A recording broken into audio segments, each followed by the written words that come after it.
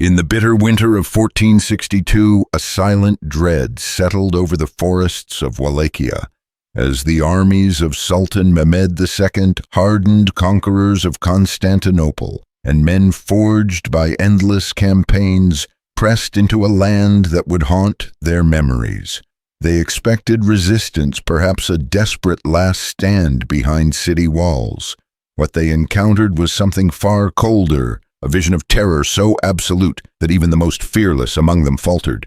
Before their eyes stretched a grim and unnatural forest, not of trees but of stakes, each crowned with the twisted forms of the impaled.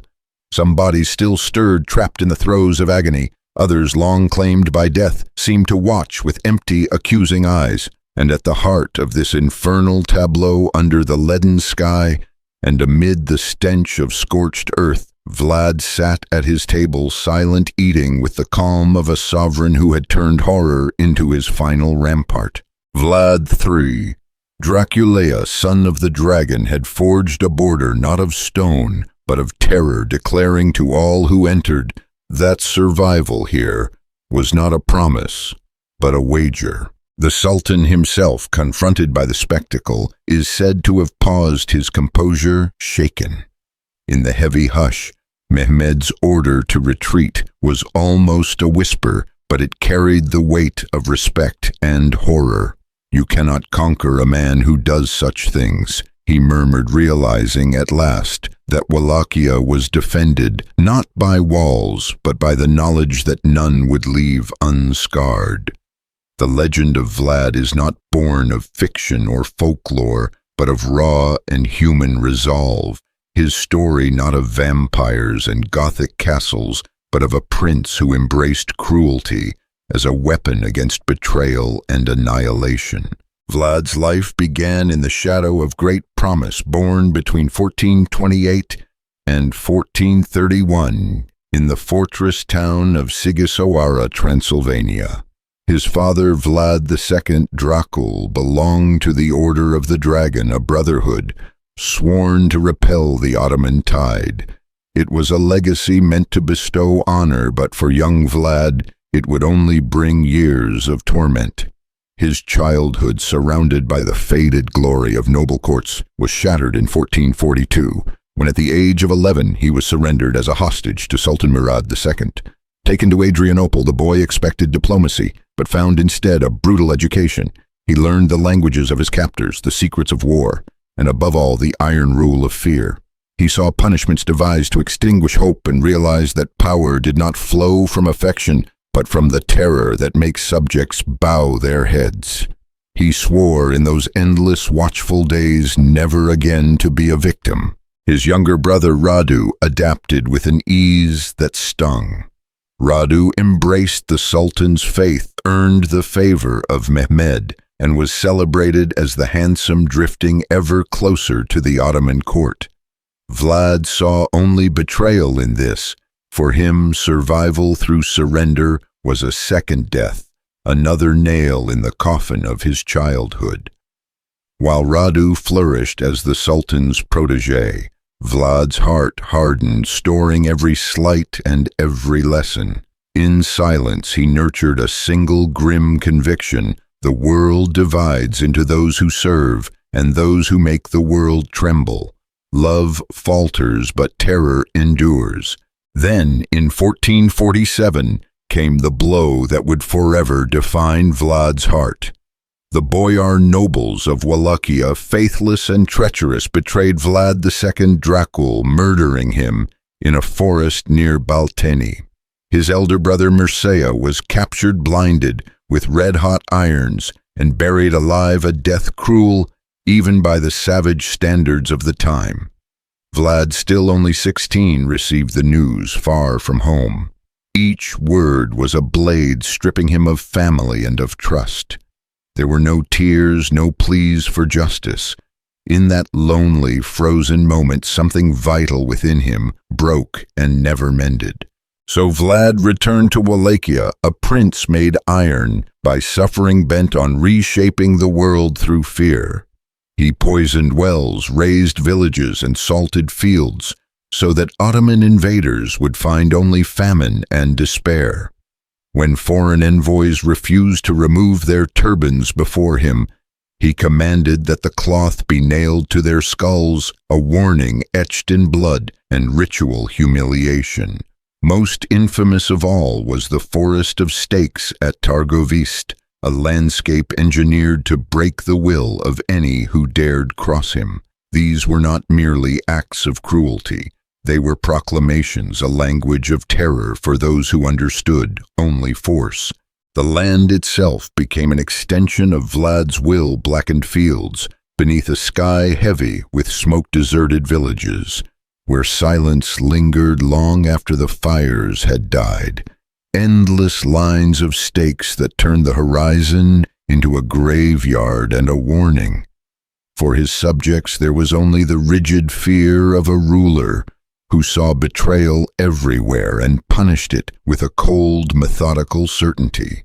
For his enemies, Wallachia was transformed into a labyrinth of dread, where even the bravest hesitated before advancing. Through it all, Vlad's eyes remained fixed on the legacy of power, the blood-soaked earth, the bitter taste of vengeance, the message that in this corner of the world, defiance would be answered not with mercy, but with the silence of an unyielding will. His reign stands as a monument not to the monster of legend, but to a prince who became his own shield, who shaped fear into a fortress, and who made the memory of his name echo across centuries carved in the haunted soil of Wallachia. Within him, a certainty had taken root. Kingdoms are not lost to distant enemies, but to traitors within reach. For such betrayal, he decided there would be no mercy. From that moment, Vlad's existence narrowed to a single purpose: reclaim the throne and exact retribution.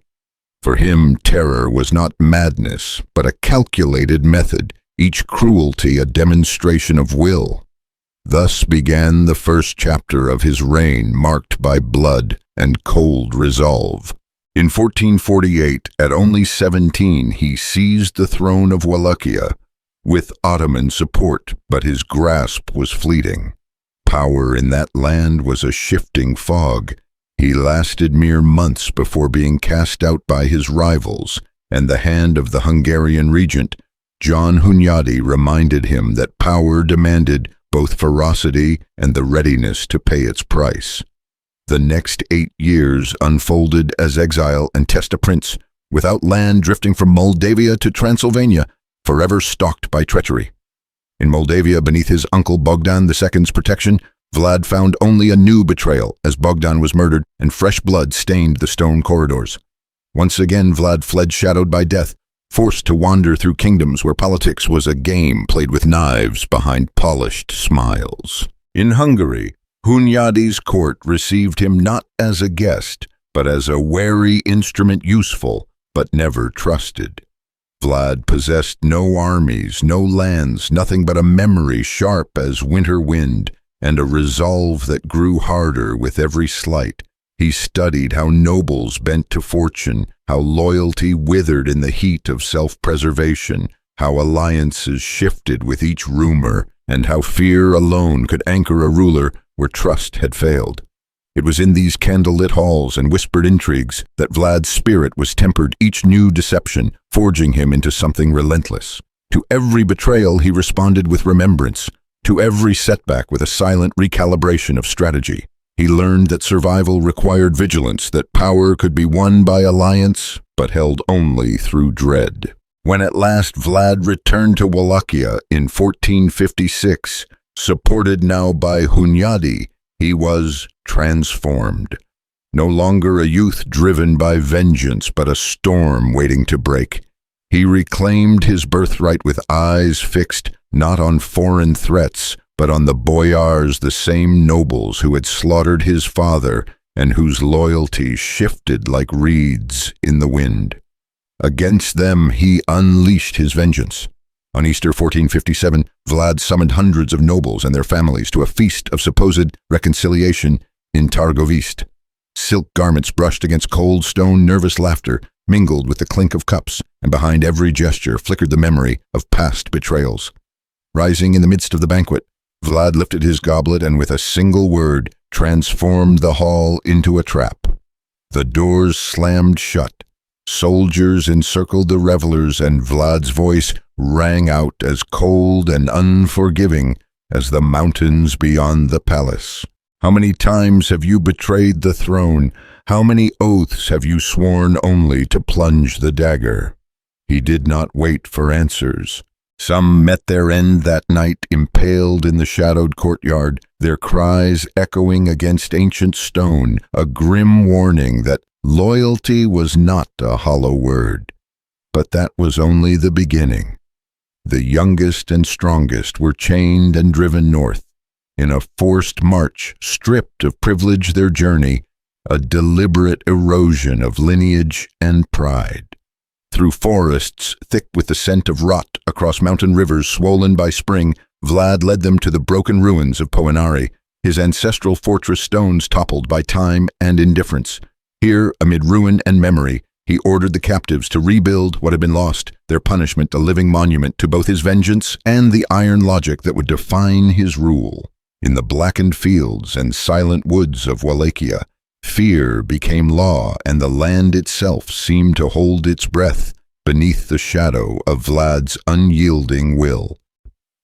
Without tools, without mercy, and beneath the constant threat of the lash, those who once feasted in the candle-lit halls of Wallachian nobility now became prisoners of their own sovereign. High in the shadowed Carpathians, they labored nobles reduced to wretched specters, building stone upon stone for a castle that would never feel like home. Many faded from exhaustion sickness or the relentless cold. The survivors, when the final wall rose against the sky, met their end in silence, executed with neither judgment nor farewell. The fortress remained imposing, solitary, and haunted by the memory of those who gave their lives for its creation. This was not the madness of a tyrant, but the iron warning of a ruler determined to extinguish betrayal. In Vlad's dominion, treason was not banished. It was erased root and branch. Wallachia shuddered under his shadow, yet for the first time in generations, it obeyed. In 1462, the conflict with the Ottoman Empire reached its breaking point.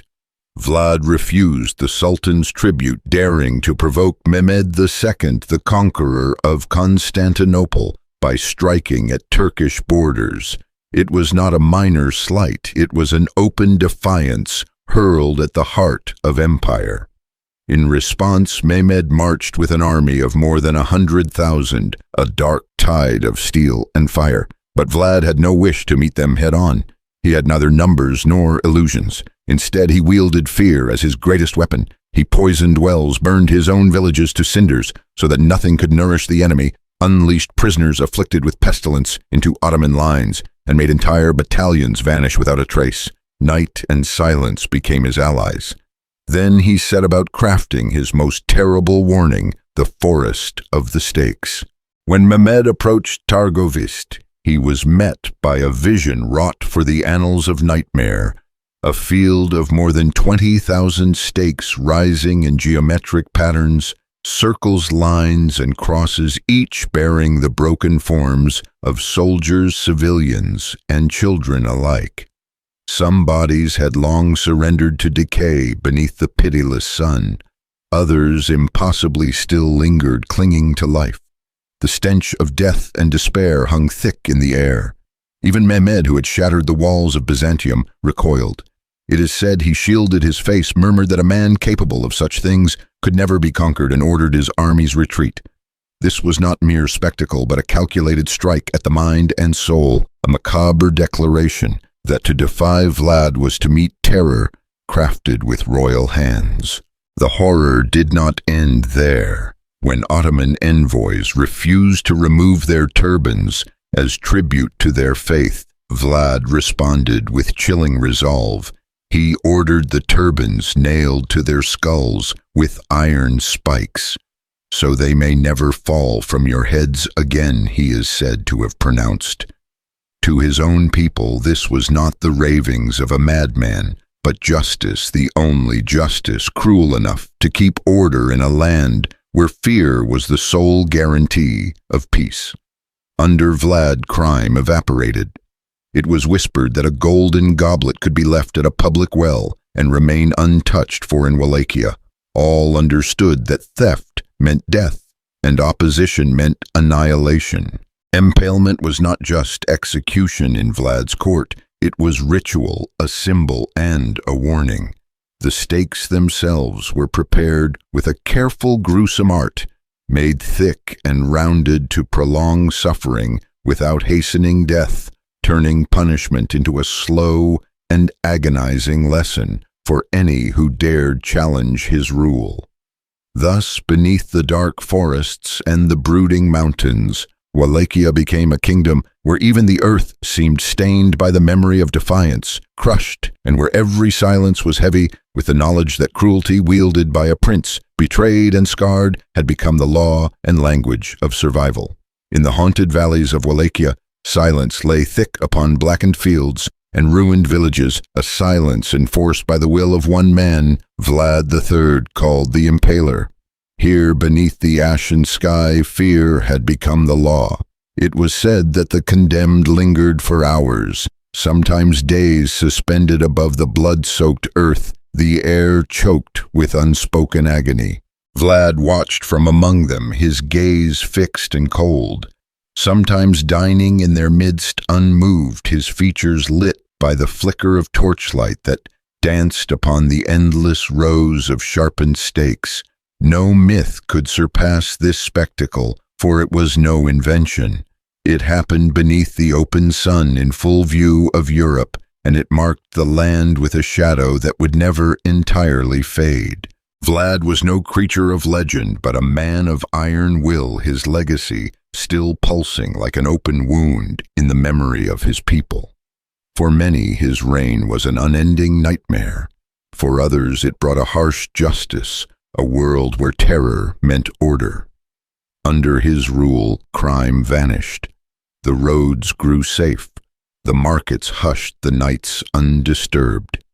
Yet the peace he delivered demanded a relentless price blood and absolute obedience. He issued decrees with the precision of a judge, unmoved by mercy. Every crime, no matter how slight, could call for the ultimate penalty. The merchant who cheated the scales met the same fate as a noble thief or a beggar caught stealing. Vlad's law recognized no rank or poverty, only the inexorable consequence of defiance. A tale persisted of a golden goblet set by a public fountain in Targovist. Left for months, it was never stolen, not out of respect, but out of dread. Few would dare to test the prince's vigilance. Chroniclers, enemies, and witnesses alike told of darkness beyond the legend, the feast for the poor, where Vlad summoned the city's destitute into a great hall, fed them, then sealed the doors, and set the place aflame. "I have removed misery from my land," he was said to declare. His punishments were not simply retribution, but displays lessons written in flesh and fire. The city's gates became theaters of dread, lined with bodies and crosses, triangles, endless rows, each stake a word, in the language of discipline. His intention was never simple cruelty.